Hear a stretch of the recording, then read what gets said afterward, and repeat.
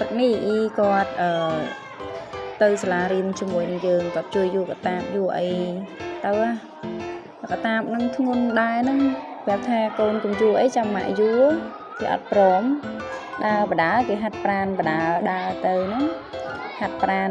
ផងអីផងមើលអាមេឃឈើទឹះផ្លូវ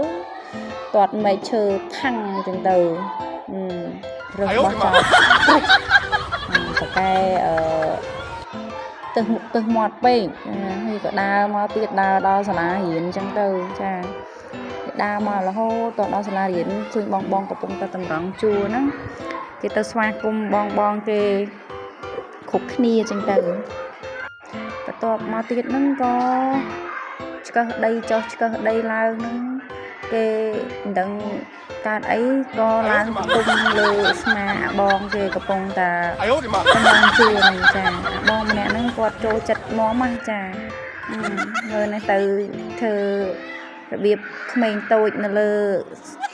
អាបងគេលើខ្នងអាបងគេទាំងដែលកំពុងតែតម្រង់ជួរណាគេតម្រង់ជួរហើយអីហើយចឹងទៅណាគេកំពុងតែហាត់កីឡាគាត់ណាកំពុងតែជិះតូងជិះមិនឲ្យស្រួលដូចគេទេជិះនេះមាន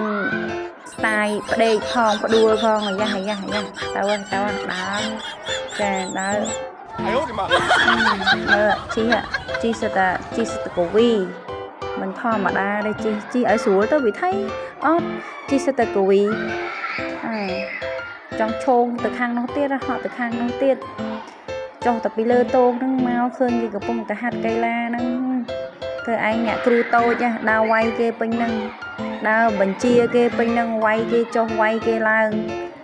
មើលអាណាអត់ហាត់ខ្លះដាក់ឲ្យផឹងម្ដង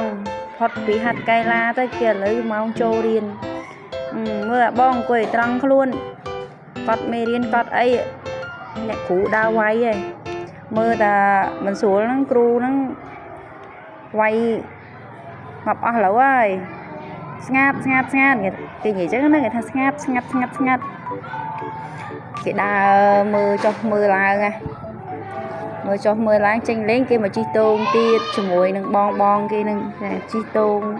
យល់ទៅយល់មកនៅនឹងប្រាប់គេថាឲ្យយល់ឲ្យខ្លាំងយល់តិចគេអត់ចង់ជិះទេគេចង់យល់ឲ្យខ្លាំងមាត់គេនិយាយហ្នឹងគេថាយល់ឲ្យខ្លាំង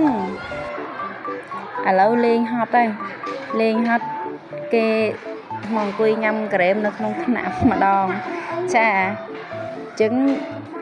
ពេលដែលលេងហត់ហ្នឹងគឺមកអង្គុយញ៉ាំក្រែមនៅក្នុងនឹងម្នាក់ឯងហ្នឹងហើយ